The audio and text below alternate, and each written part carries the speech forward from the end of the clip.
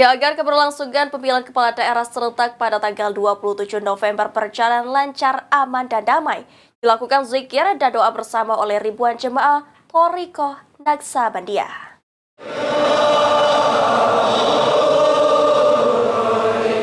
Pilkada serentak yang digelar pada tanggal 27 November mendatang menjadi perhatian banyak pihak dan diharapkan berlangsung aman, damai, tanpa ada konflik. Mewujudkan hal tersebut, ribuan jemaah Thariqah Naksabandia melakukan zikir dan doa bersama. Selain mengharapkan penyelenggaraan pilkada aman damai, diharapkan nantinya dapat terpilih pemimpin yang benar dalam menegakkan hukum yang ada di tanah air, sehingga dapat menimbulkan kesejahteraan dan juga kemakmuran serta kemajuan. Agar pemimpin yang terpilih adalah kepala daerah yang hatinya benar bertuhan Yang Maha Esa dan mampu menegakkan hukum negara Indonesia di muka bumi ini.